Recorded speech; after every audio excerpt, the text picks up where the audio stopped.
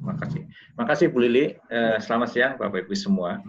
Jadi mulai ya minggu ini itu untuk tutorial online-nya itu agak berbeda pendekatannya. Kalau 2 minggu sebelumnya kami menggunakan open untuk semuanya, gitu. Siapa yang mau tertarik silakan gabung.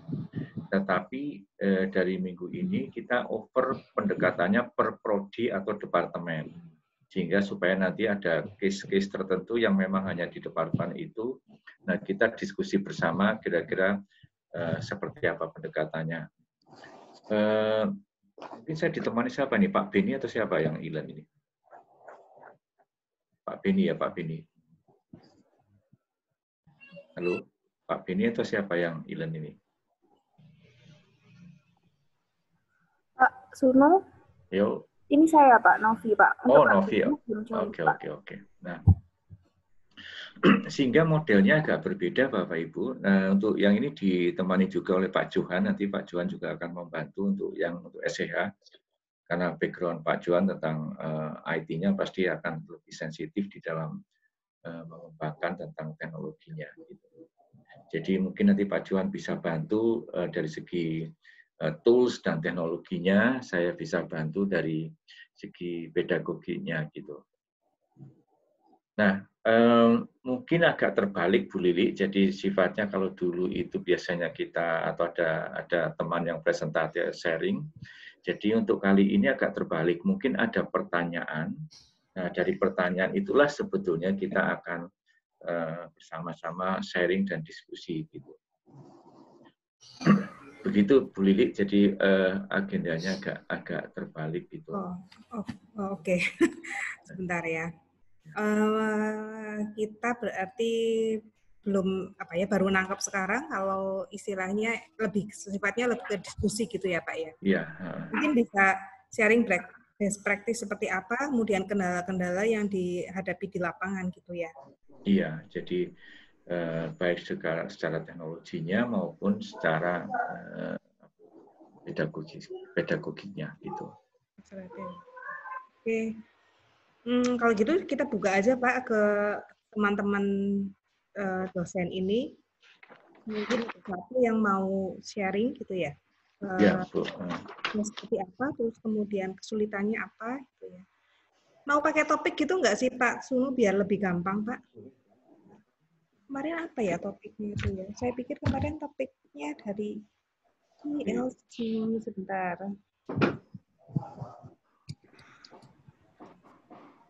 Saya cek WA dulu. Teman-teman ada yang mau ini nggak? Yang mau nanya tentang praktek online learning-nya ini selama masa COVID ini? Saya Bu Lili. Ya, silakan. Halo, Pak John ya. Oke, baik. Terima kasih Pak Sunu. Iya Pak. Kemarin saya menganjurkan satu topik tentang penggunaan bagaimana memakai 2 SKS untuk perkuliahan, pertimbangan-pertimbangan lain untuk output. Misalnya, saya sendiri mengalami kesulitan Pak. Setelah menggunakan Zoom misalnya, saya paham bahwa dalam proses pembelajaran itu mesti ada input, lalu proses, lalu juga ada output. Pasca Zoom itu diberlakukan, jam-jam kuliah itu sering saya isi dengan presentasi langsung karena tatap muka melalui jaringan dengan mahasiswa, dan itu kami pakai ketika jam kuliah seperti biasa. Ya, hanya persoalannya adalah ketika selesai tatap muka kan ada penugasan sebagai output pada mahasiswa, dan penugasan yang sering saya pakai itu justru melalui forum diskusi, memberi nilai terhadap tanggapan terhadap mahasiswa terhadap kasus-kasus yang diberikan. Hanya masalahnya dulu kuliah online juga saya mengalami masalah yang sama karena batas presensi kita itu, apalagi ini sistemnya online lagi, aplikasi yang baru, maka hanya diberlakukan 3 hari untuk merevisi presensi. Sementara forum-forum diskusi itu praktisnya saya sebelumnya melaksanakan selama seminggu bagi mahasiswa untuk terlibat dalam forum diskusi. Tapi setelah saya tahu bahwa batasnya hanya 3 hari, maka kami memperpendek bahkan hanya 1 hari sampai jam 6 sore. Dan rentetan lain itu datang ke chat pribadi saya karena mahasiswa mereka merasa begitu banyak tugas, Pak. Memberikan output dengan ini untuk dipertimbangkan sebagai presensi pula. Maka menurut saya ada kesulitan di mana untuk mengukur output mahasiswa dengan beban yang bukan hanya kuliah Pancasila, tapi juga banyak kuliah-kuliah yang lain seperti itu. Tapi kalau kita mau memperpanjang, artinya mereka tidak dibebani dengan tugas, kita terkendala presensi yang hanya 3 hari direvisi, gitu, Pak. Saya minta sharing Bapak, mungkin yang selama ini Bapak buat untuk mengukur output mahasiswa, misalnya penugasan atau dalam forum-forum diskusi itu, seperti apa yang sebaiknya boleh saya buat. Oke, Pak. Terima kasih, Pak. Ini ada 2 isu saya kira Bu Lili, yaitu masalah beban belajar mahasiswa sama absensi. Karena tadi diskusi dianggap sebagai sebuah presensi. Begitu ya? Iya, Pak. Ya. Nah, itu ada. Nah, nanti masalah absensinya biar Bu Lili ya. Okay. Atau bagaimana ini? Oke, tapi saya mau yang pertama dulu adalah tentang beban dengan hubungannya dengan tugas mahasiswa. Saya sharing ini dulu ya, Bapak Ibu, sharing file dulu untuk menjelaskan ini. Ini sebenarnya pernah kita diskusikan pada waktu itu, pada waktu tutorial, tapi saya ulangi lagi aja. Nah, saya menggunakan pendekatan gini Pak, ini sharing, yaitu pendekatan tentang sistem flip itu sebetulnya. Itu kita pakai untuk bagaimana menerapkan SKS gitu. Prinsipnya adalah satu SKS kan mahasiswa harus belajar paling mudah ngitungnya adalah 3 jam satu SKS gitu. Nah, kalau itu 2 SKS berarti per minggu mahasiswa harus mengalokasikan waktu untuk belajar adalah 6 jam. Untuk per minggu, kalau itu Pancasila berarti 2 jam, itu berarti 2 SKS berarti 6 jam. Nah, 6 jam kita akan bagi ke dalam 3 bagian. Paling simpel. Bagian yang pertama adalah menyiapkan mereka untuk bisa mempersiapkan diri untuk datang di kelas online-nya gitu. Itu jadi saya anggap kalau itu nanti waktu untuk menyiapkan diri apa dengan cara membaca, dengan cara nonton, dengan cara apa gitu. Ada kuis singkat yang sifatnya membangun pemahaman awal. Itu asumsi saya adalah 2 jam gitu. Kemudian pada waktu pertemuan interaksi dengan dosen, apakah nanti interaksinya sinkronus atau asinkronus, itu ya 2 jam gitu. Jadi yang kita hitung jumlah belajarnya ya Pak, bukan jumlah dosennya dulu. Terus ya kemudian dari interaksi itu ada follow up. Follow up yaitu mereka harus menyelesaikan sesuatu atau mengerjakan sesuatu, itu asumsinya 2 jam. Nah, maka di dalam kita menyusun sebuah proses untuk penyelesaian tugas yang menghasilkan output tadi, Pak John mengatakan output itu, berarti harus memakan waktu diperhitungkan adalah 6 jam. Gitu. Kalau perhitungan kita pas, sebetulnya itu aman. Jadi itu semua mahasiswa akan mengalokasikan waktu belajar sesuai dengan SKS-nya. Gitu. Maka kalau nanti mata kuliahnya yang lain juga 3 SKS, maka dia harus mengalokasikan waktu belajar adalah 9 jam. Nah, ini harus dibangun pemahaman oleh mahasiswa. Itu adalah pemahaman basic untuk menyediakan waktu belajar sesuai dengan jumlah SKS-nya. Itu. Nah, maka itu nanti menyesuaikan diri. Nah, pertanyaannya berikutnya adalah bagaimana kita mengatur waktu supaya di dalam suatu sistem itu menjadi lebih bagus, enak mahasiswa. Tadi hubungannya dengan output ya, Pak John itu dengan output. Maka di dalam ini saya menekankan pada interaksinya. Ya ada 3. ada pre, ada key, dan ada post. Tadi, jadi kan di dalam konsep flip itu ada sebelum, saat, dan sesudah. Nah, pre-activities itu mahasiswa disuruh ngapain? Nah, ada dua kemungkinan pre-activities. Pre-activities dilakukan sebelum interaksi terjadi, sinkronus terjadi, gitu. Atau di dalam sinkronus sendiri juga ada pre-activities. Itu bisa juga. Itu jadi suatu aktivitas-aktivitas yang sebetulnya membangun sebuah sense atau motivasi untuk belajarnya. Suatu aktivitas-aktivitas yang untuk membangun kesiapan mahasiswa untuk belajar. Nah, itu harus dibangun gitu. Kemudian ada suatu key activities-nya, yaitu apa saja. Nah, ini suatu pattern. Saya langsung contohkan saja ya Pak ya. Saya mengambil suatu contoh yang saya kerjakan, mungkin Pak John juga pernah masuk juga ke ini sebuah contoh. Nah, ini yang saya ini ke modelnya kelihatan ya Pak ya? Atau masih PPT? Masih PPT. Oke, saya rubah, saya lupa tadi. Oke.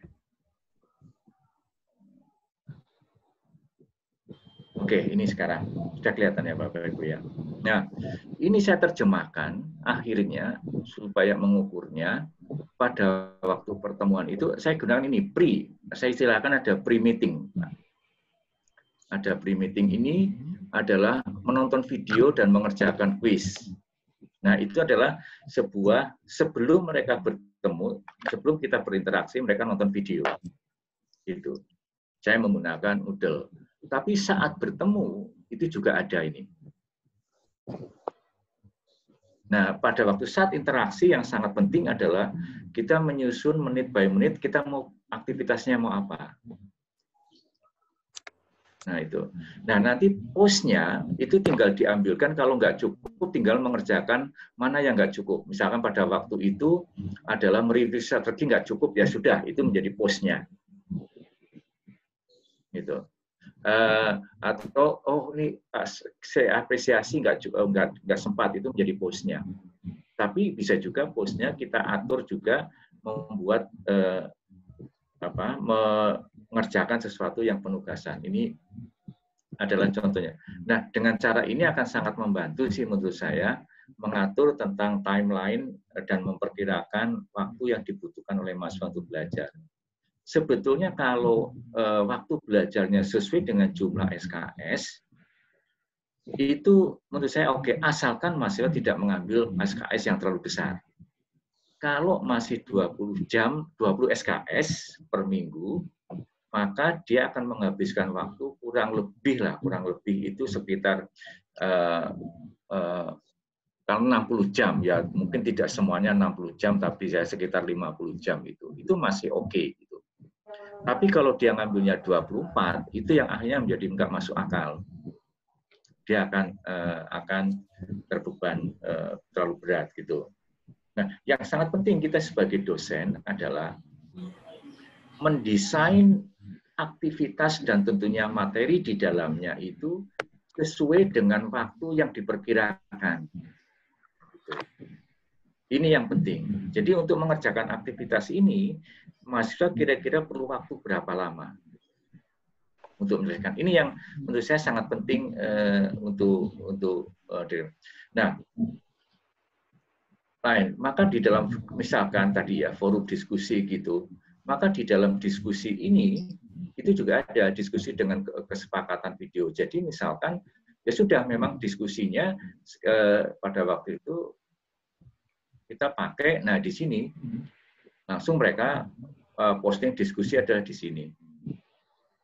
Nah, diskusi saya menggunakan model itu saya pakai pada waktu untuk sinkronus.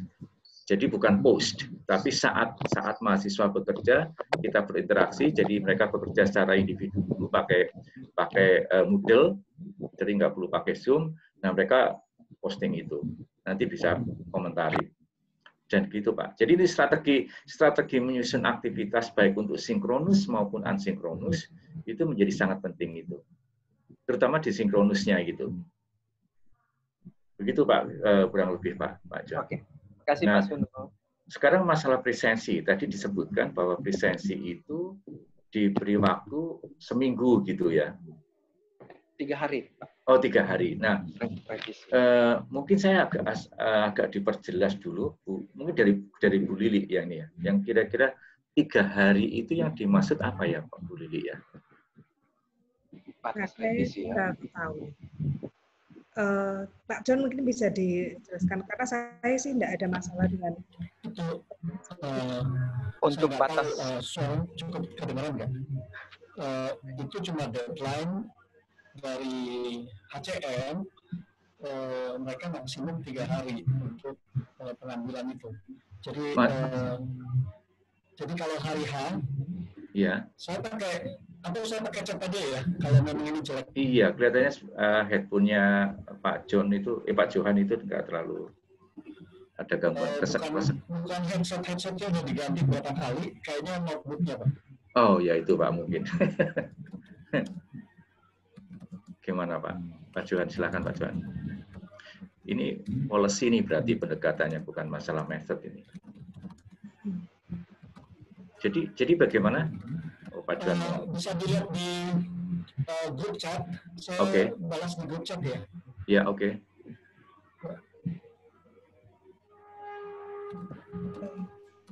Ya teman-teman bisa lihat chatnya ya.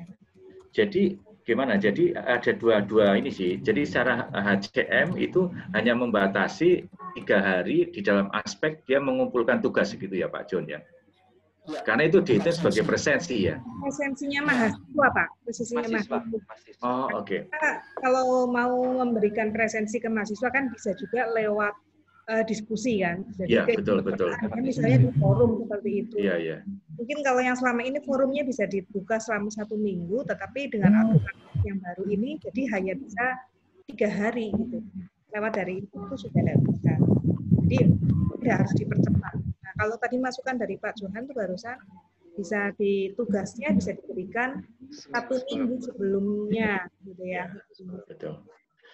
Ya, jadi gini. Atau Pak perhitungan SKS Pak itu adalah artinya per 1 SKS itu 1 SKS berarti kan 3 jam itu per minggu Pak. Per minggu. Jadi waktu yang dibutuhkan untuk menyelesaikan semua tugas di dalam minggu itu. Nah, maka sebetulnya saran Pak Johan itu bisa masuk akal karena itu bisa di-open jadi 1 minggu. Tapi reportnya itu kalau absen kan sekarang bisa lewat QR code dan sebagainya gitu. Ya.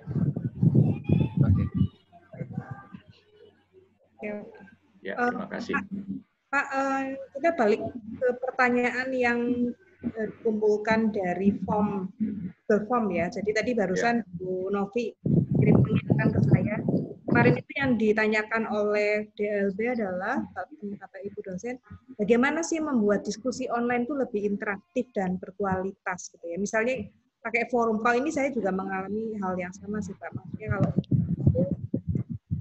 kalau jumlah mahasiswa saya cukup banyak, 45 gitu ya. Iya. Saya pertanyaannya cuma 2. Nah itu gimana? Nanti kan jawabannya mirip-mirip gitu kan kalau yang di forum gitu. Oke. Baik. Ini sharing ya Bapak Ibu. Pertama adalah, sebentar saya. Jadi pertama diskusi kita harus tahu dulu. Diskusi itu tujuannya untuk apa? Kita membuka sebuah forum diskusi, itu sebetulnya apa yang akan kita dapat atau apa yang mahasiswa itu akan hasilkan. Itu harus jelas dulu.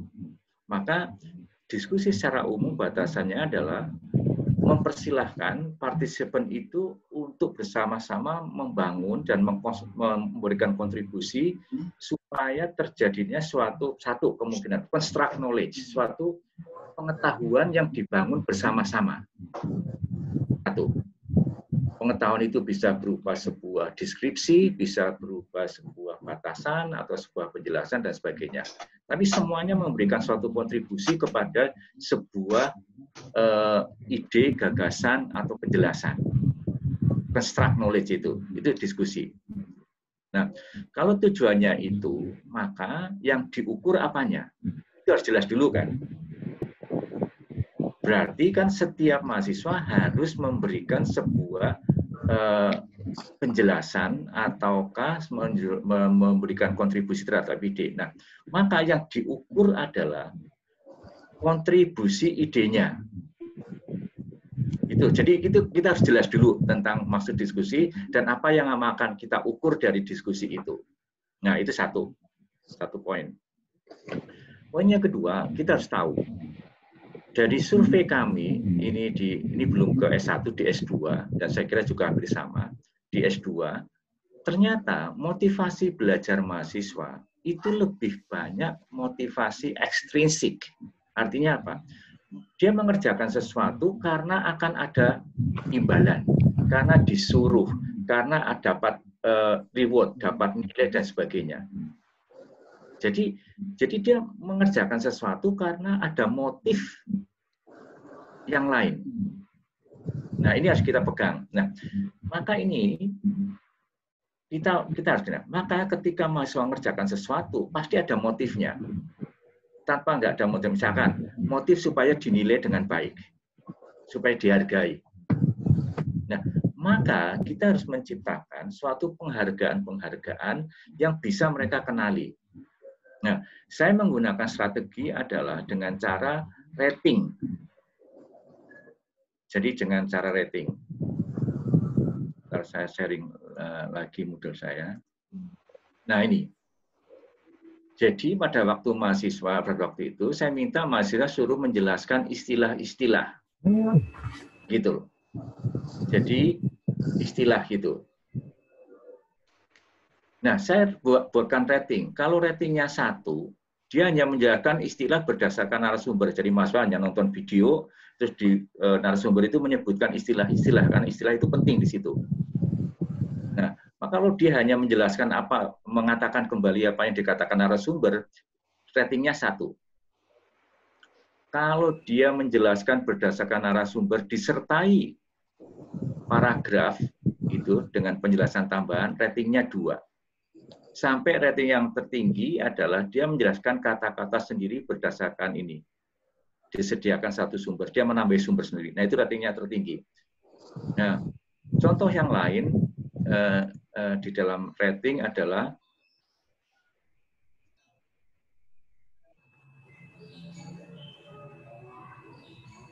ini contoh yang lain.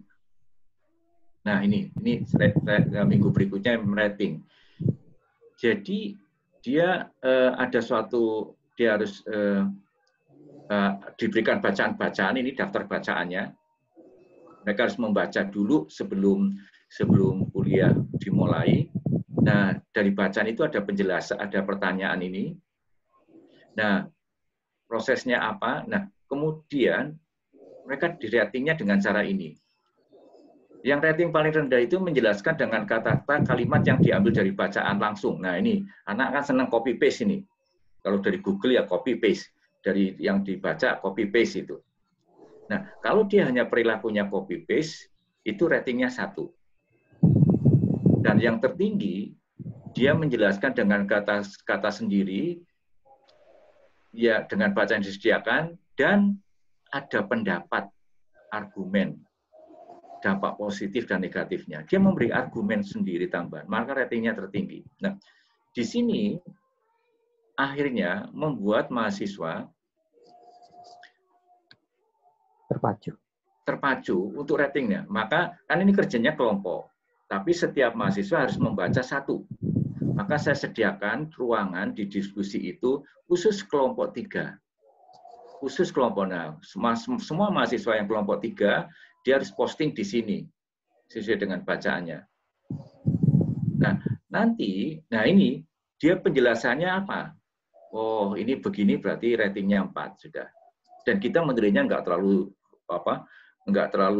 kan keywordnya jelas kita. Di dalam membuat rating nggak usah yang terlalu complicated, tapi membedakan mana yang tinggi, mana yang rendah gitu. Nah, ini tinggal di rating di sini. Nah, supaya juga kembali lagi mahasiswa bersama-sama membangun construct knowledge secara bersama. Maka tugasnya adalah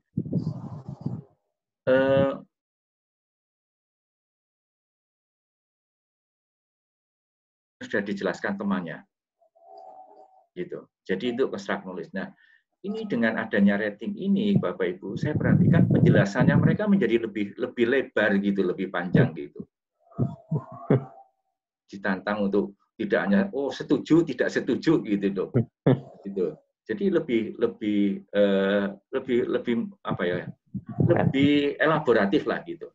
Nah, ini demi sedikit itu kita bantu untuk ke sana. Jadi itu sebenarnya Pak untuk Bu Lili untuk yang masalah diskusi, sehingga menurut saya tipnya 2, yaitu kita membuka forum itu tujuannya apa? Mahasiswa harus disuruh ngapain? Apa yang akan dicapai? Nah, tadi Pak John mengatakan outputnya apa di dalam diskusi itu. Kedua adalah bagaimana kita menghargai diskusi itu, yaitu salah satunya kalau di Moodle paling gampang dengan rating. Gitu. Saya kira itu. Ya, oke. Ini menolong sih Pak, karena ternyata dibuat per kelompok ya, jadi istilahnya lebih terarah diskusinya gitu ya. Betul, dan kita menjadi tahu. Gitu. Apakah bisa ditunjukkan nggak Pak secara secara teknisnya untuk membagi kelompok-kelompok itu dalam forum seperti apa? Oke. Nah, ini kan teknologi. Saya mau minta Pak Johan untuk berbagi. Silakan Pak Johan. Bisa bilang nggak? Cara membagi kelompok di dalam sebentar, kelompok di dalam forum atau di dalam Moodle, Bu? Di forum ya Pak. Jadi maksudnya ini kan oke. Nah, tadi kan Bapak udah bagi kelompok-kelompoknya itu teknisnya itu seperti apa? Ini. Sebenarnya sih simpel banget sih Bu, sebetulnya. Sudah saya kembali ke yang tadi.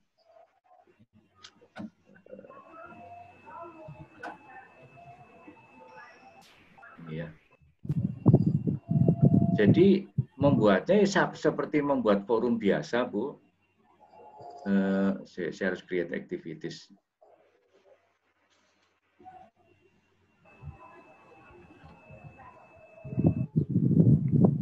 Nah, jadi kalau ini forum ya?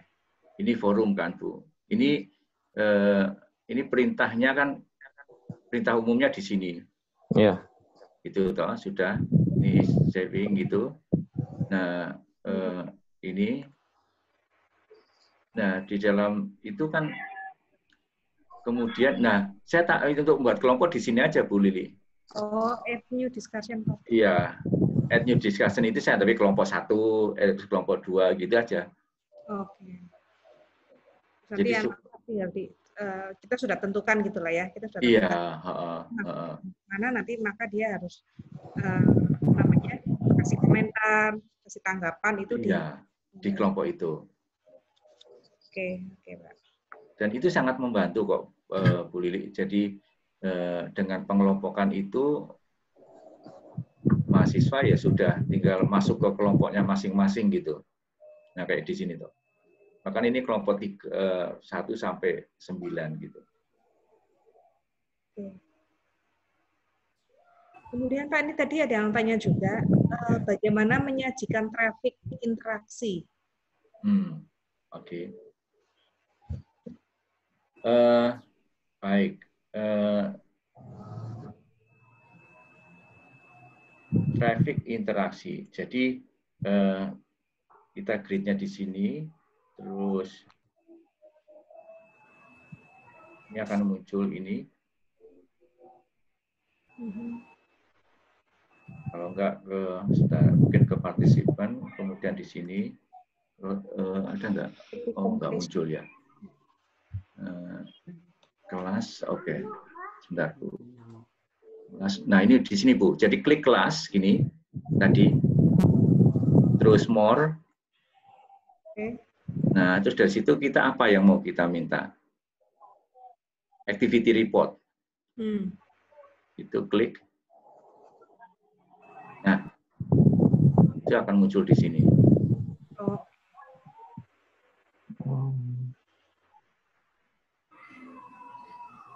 View dan user. View itu maksudnya yang membuka, user itu yang ikut komentar. Tapi kalau dari partisipannya, coba ya. Klik. Jadi activity report tadi ya. Ya, activity report.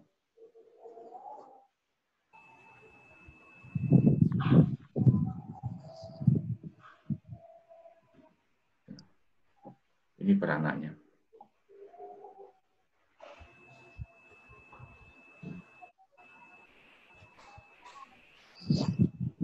Oke.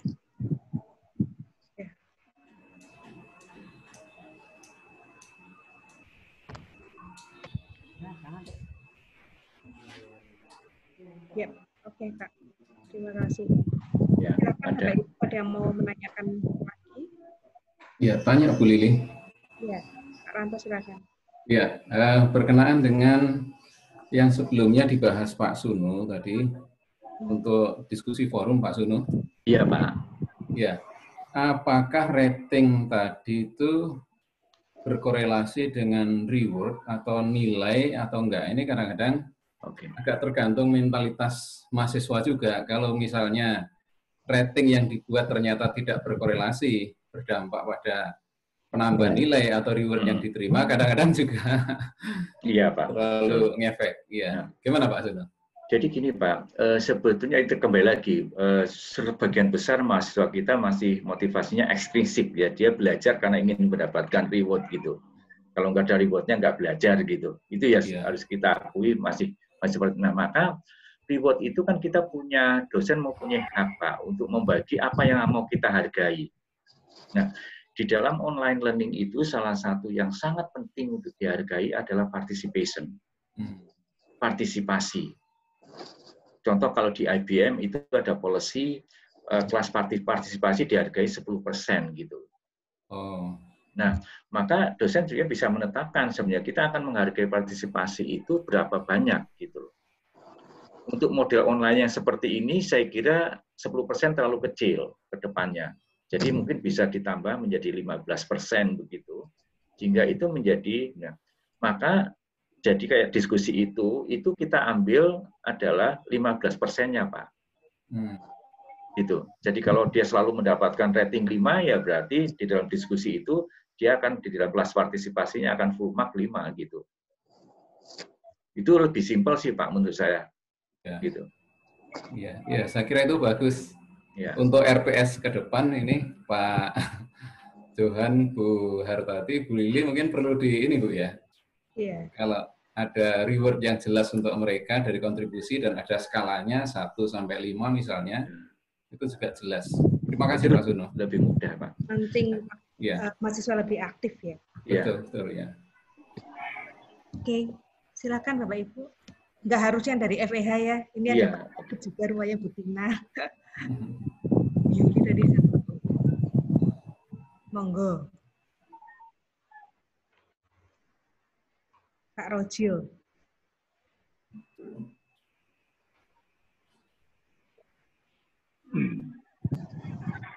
Lagi? Ini ada komentar dari Pak Johan ya, ini menarik yang di chat itu, bahwa perhitungan SKS itu mungkin tidak terjadi gitu loh. Sehingga mahasiswa mengeluh kalau dia tugasnya banyak dan sebagainya. Nah mungkin ini pemahaman ini perlu juga untuk diberitahu ke mahasiswa. Gitu.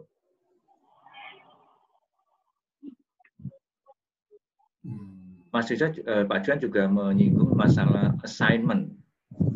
Mahasiswa suka menyontek, mungkin taruh assignment, jangan di forum. Tapi saya melihat, iya betul Bapak Ibu, Pak Johan betul. Jadi fungsi chat, forum, assignment itu beda-beda. Gitu. Kalau chat itu sifatnya hanya untuk komunikasi gitu. Komunikasi minta tanya jawab itu adalah chat. Kalau forum adalah suatu memang dibentuk untuk bersama-sama mengkonstruk knowledge. Nah, assignment itu kita akan mengukur kemampuan mahasiswa di dalam aspek knowledge-nya, skill-nya, atau mau sikapnya. Nah, sekarang tinggal Bapak Ibu menentukan apakah assignment ini individual atau kelompok gitu. Maka kalau individual ya memang dia tanggung jawab pribadi itu yang harus membuat. Nah, kalau kelompok memang ya dibuatkanlah sebuah, kalau kami biasakan dibuatkanlah tempat memang ini kerja kelompok gitu. Maka itu. Nah, apakah nyontek itu baik atau tidak? Tergantung metodenya.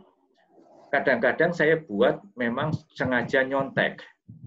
Artinya gini, dalam forum diskusi itu proses menyelesaikan tugas. Jadi apa yang dikerjakan oleh kelompok A diposting di forum. Terus nanti kelompok B suruh mereview apa hasil kelompok A. Dia berperan sebagai reviewer. Nah, setelah direview, nanti kembali lagi di kelompok A, kelompoknya direvisi lagi. Direvisi lagi berdasarkan review itu, kemudian finalnya diposting di assignment-nya.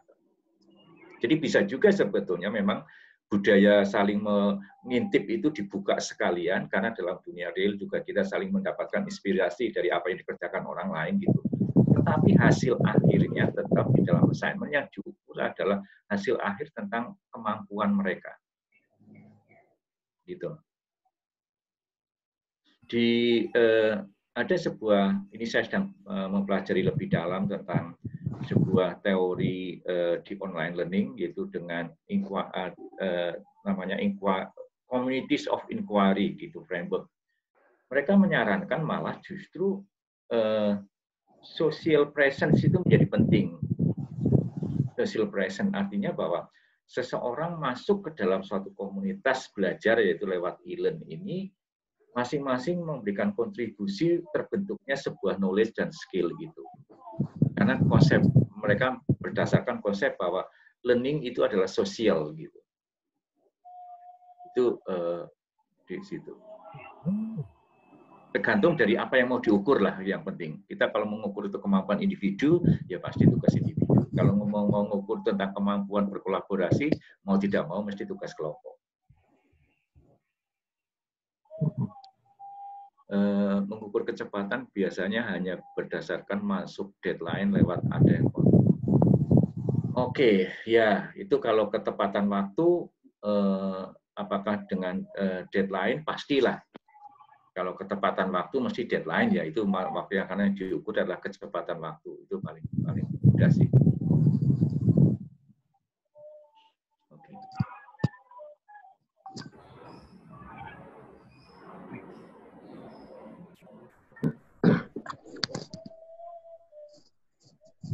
Ada lagi Bapak Ibu?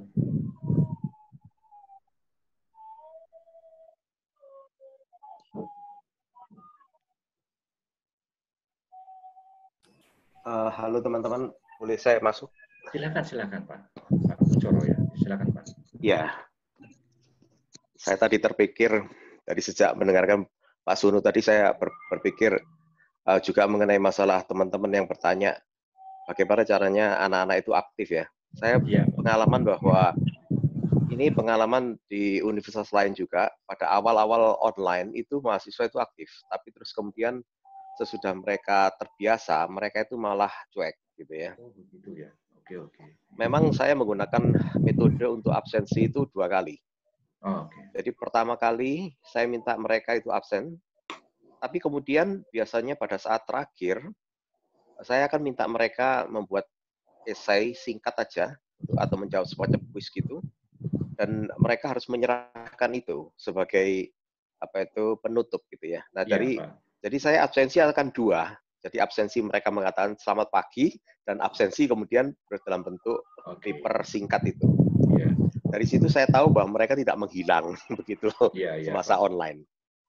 Nah, tapi saya jadi berpikir gini, ini juga usulan ya mungkin kepada Bu Lili dan Pak Johan ya. Kalau memang mereka itu, memang faktanya Pak, motivasi mahasiswa kan masih gimana caranya dapat nilai ya. Tiba-tiba konyol sih. Kalau seandainya kita menerapkan apa yang Pak Sunu sudah sampaikan kepada kita, misalnya mereka pre-learning dan kemudian tatap muka dan kemudian ada follow up, mungkin sistem penilaiannya perlu dikutak-katik lagi ya mungkin ya. Bagaimana Pak? Bagaimana? Nah, jadi saya malah terpikir ini Pak, ini juga ada yang menggunakan, tapi ini sesuatu yang mungkin belum bisa diterima untuk standar Indonesia. Itu adalah mereka itu menilai berdasarkan tiap tatap muka itu. Jadi nilainya nanti pada akhir semester itu merupakan nilai kumulatif. Iya. Nah, itu oke. Mungkin nggak tahu lah. Kan selama ini kita sistemnya SAA 1 sampai SAA 3 dan kemudian UTS UAS. Oke. Nah, ya itu ya ini saya lemparkan aja semacam kayak brainstorming gitu. Iya. Makasih Pak. Baik Pak, terima kasih.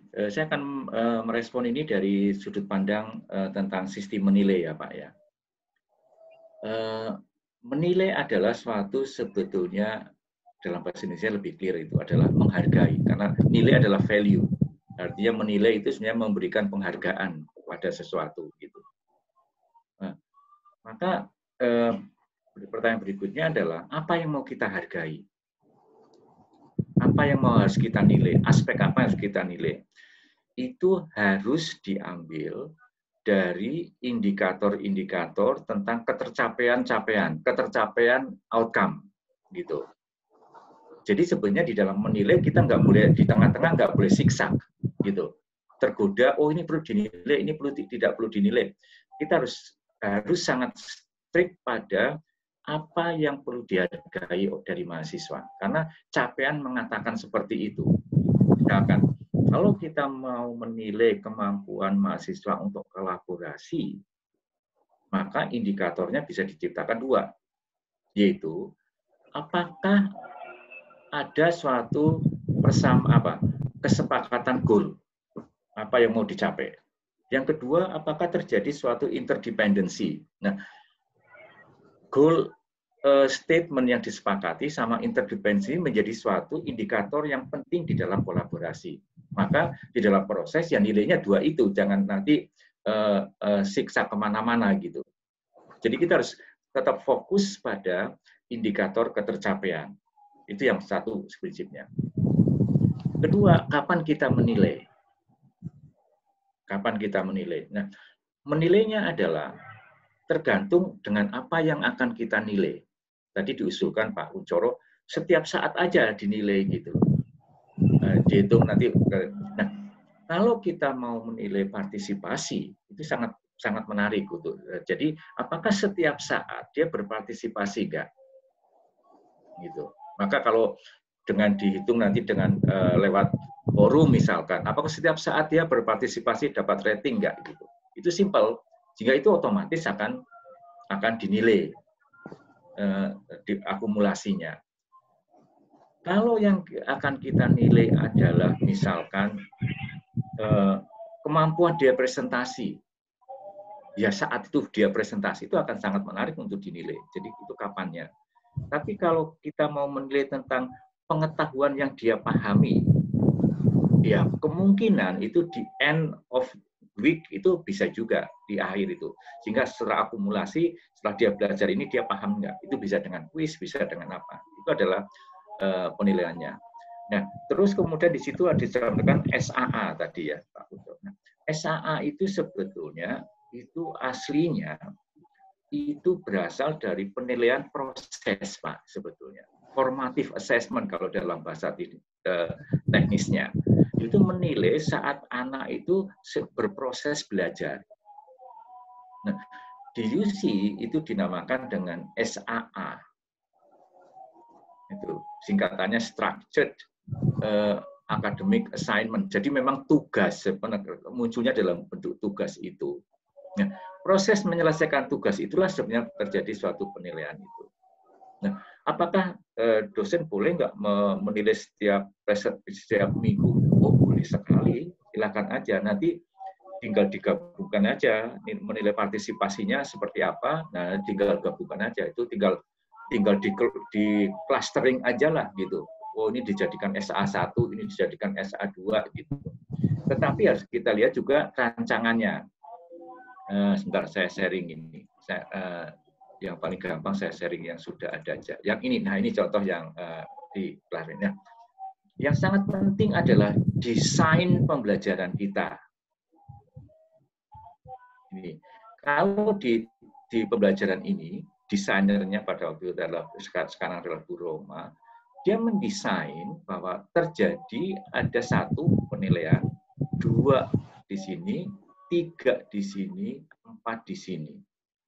Karena ini adalah dihitung dari minggu 1 sampai, tetapi di SA1 adalah proses dari 1 minggu pertama, kedua, dan ketiga. Itu ada sebuah penilaian dengan yang dinilai adalah ininya.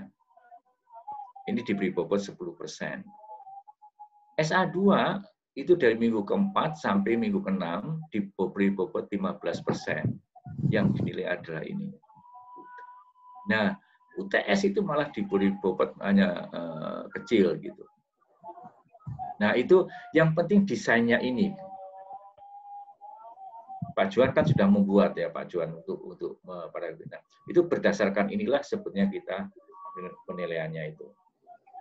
Nah, kalau nanti ke depannya ingin ada suatu sharing secara khusus tentang assessment yang berdasarkan ini, nggak apa-apa nanti diatur lagi.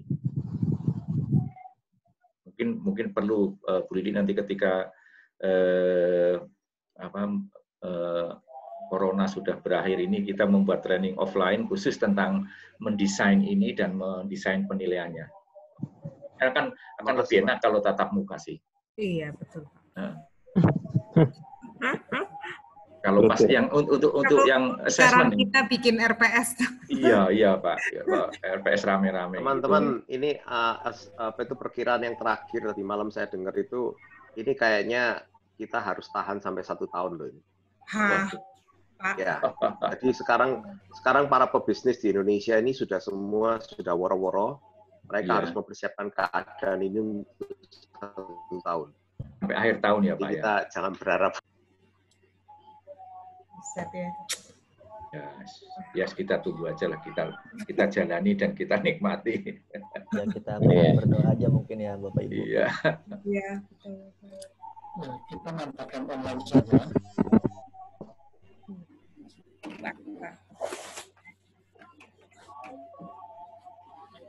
Saya udah coba tulis yang berdasarkan chat ya. Iya betul Pak. Silakan. Ya Pak Juan. Ini. Ya terima kasih Pak Juan. Alternatif yang disodorkan Pak Juan menarik juga. Ya tadi saya minta Bu Novi juga untuk mendownload chatnya ini karena di chatnya rupanya cukup banyak hal yang penting. Ya betul. Kita bisa share ke grup ya. Iya. Dirapikan dulu terus di share. Oke, ada lagi yang mau ditanyakan Bapak Ibu atau mau di-sharingkan? Silahkan. Kita masih ada 8 menit. Pak Sunu. Iya Pak, silakan Pak Billy. Ya. Pak Billy. Saya mau nanya, tadi tampilan Pak Sunu itu menarik di desainnya apa? Per week itu. Iya. Saya ingin tahu itu gimana, pakai program apa Pak untuk mendesain? Oh iya, oke terima kasih ya, Pak. Itu hal yang mungkin PDF-nya tampilannya itu. Yang ini ya Pak ya? Iya, tampilan-tampilan gitu Pak. Pak, ya memang model itu kan Pak, disajikan untuk kayak Google lah Pak, plain gitu loh. Simple banget gitu, karena tujuannya memang untuk di dalamnya. Tapi kadang-kadang mahasiswa itu suka kalau ada lipstiknya gitu ya. Kalau wajah itu nggak plain tapi ada lipstik. Nah, ini simple kok Pak. Jadi apa yang mau kita tampilkan itu harus kita ubah dalam bentuk gambar dulu, Pak. Jadi PPT kayak konsep-konsep begini, Pak, saya membuat itu kan aslinya PPT, Pak. Nah, kemudian saya print screen, Pak. Kemudian saya save itu kan sudah jadi gambar, Pak. Nah, ketika gambar dimunculkan di sini kan ya sudah kayak kita memunculkan video di YouTube gitu loh, Pak. Nah, penulisnya juga tuh banyak hal-hal teknis seperti ini yang tidak diketahui. Jadi memang tadi perlu ada training khusus ya untuk bisa mengelola Moodle dengan semaksimal mungkin. Kayak tadi ini misalnya menampilkan gambar. Mungkin kalau yang tahu itu simpel banget, tapi kalau yang nggak ngerti, iya. Bikin kelompok ya seperti apa gitu. Oke, nggak apa-apa Bu Lili. Yang hal-hal teknis seperti itu gitu. Karena ya fiturnya kan banyak banget kalau di Moodle ini. Iya. Nah, cuma kita kan nggak ngerti. Jadi bahkan mungkin untuk beberapa dosen yang saya tahu tuh cuma buat nitip ini aja, nitip materi. Ditipin aja di situ gitu. Tapi tidak memanfaatkan yang lain-lain. Atau membuatnya jadi menarik seperti ini, warna-warni gitu ya. Hidup jadi berwarna, gue. Iya, jadi ini sebenarnya materi-materi yang sudah itu tinggal diubah aja supaya saya sih gini, setiap minggu jadi misalkan ini agenda itu. Nah, misalkan minggu keberapa sebentar. Mungkin ada satu sesi khusus, Pak, misalnya membuat tampilan Moodle yang seperti ini gitu ya. Baik. Satu pertemuan gitu ya, ada satu pertemuan yang udah didesain misalnya apa aja materinya, kemudian terus bagaimana menampilkannya di Moodle. Itu saya pikir sangat praktis gitu ya dan kepake banget sama buat boleh Bu Lili gini, saya usulkan konkret aja. Ini sebetulnya kan sudah kita tawarkan 2 minggu yang lalu, sudah lewat gitu yang hal-hal dari sini. Tapi kalau nanti FEH perlu ada topik-topik tertentu yang memang itu dari 2 minggu, listnya 2 minggu yang lalu itu ada. Terus Bu Lili ingin, ini perlu ini, yang teknis-teknis ini. Nggak apa-apa Bu Lili nanti scheduling aja. Scheduling aja sehingga Bu Lili yang ngordinir teman-teman SEH, FEH kapan mau itu nggak apa-apa. Nanti kita ulangi lagi gitu. Ini terus terang baru muncul ya barusan ini. Sebenarnya aku mikir Pak. Iya. Setelah ada pertanyaan dari Pak Bill, berarti memang ada kebutuhan itu gitu ya. Saya baru sadarnya ya sekarang bahwa ada kebutuhan di antara para dosen untuk tadi hal-hal yang teknis ini belum tahu banyak. Gini aja nanti topiknya listnya kan sudah ada Bu Lili. Nanti biar Novi masih di situ ya, masih join ya. Ya kalau misalnya di luar itu juga nggak apa-apa ya, nanti saya usulkan. Iya, boleh. Nanti Bu Lili yang buat jadwal aja. Iya, baik. Ini simple banget kok, Pak. Iya, betul. Tapi kalau yang nggak tahu itu, Pak, saya tahu. Kalau saya karena satu kelas sama Pak Sunu jadi ngerti, oh iya gini-gini, ngotak-ngatik gitu ya. Tapi kalau yang nggak ngerti itu yang, ya apa ya caranya ya. Ada yang sudah menyerah soalnya. Semester depan kalau masih online dia nggak mau ngajar katanya. Jadi gini, pengalaman terutama 3 minggu terakhir ya, 4 minggu terakhir itu dengan kami, ini trik yang sangat simpel, yaitu membuat jadwal begini dan ditayangkan gini, semua cerita. Dan itu menyelamatkan kami, menyelamatkan saya, survive dari sinkronus itu karena ada alokasi waktu yang sudah ditetapkan. Jadi kadang-kadang 2 jam 150 menit ya itu just flying gitu, dan kita ngajarnya menjadi sangat nggak tegang gitu, rileks sekali gitu karena jadi, sudah isi juga ya buat dosen sama buat mahasiswa. Iya, kayak ini saya tampilkan karena dari sini langsung mahasiswa bisa lihat ini ya, jadi keyword konsep-konsep penting selalu saya tampilkan di sini gitu, untuk membantu mereka. Ya, gitu. Oke, Pak Asun. Ya. Terima kasih, Pak. Terima kasih, Pak Asun. Rasanya sudah cukup ya untuk yang sesi hari ini. Oke, teman-teman, kita akan akhiri. Kalau misalnya nanti ada pertanyaan atau ada usulan yang baru muncul setelah sesi ini, silahkan disampaikan ke Pak Johan atau ke saya gitu ya. Nanti kita bisa koordinasikan dengan TLC, dengan Pak Sunu, Pak Denny, dan teman-teman yang lain gitu ya. Jadi nanti kita bisa siapkan sesi khusus ini untuk teman-teman semua. Nggak harus yang dari DLB juga nggak apa-apa gitu ya. Misalnya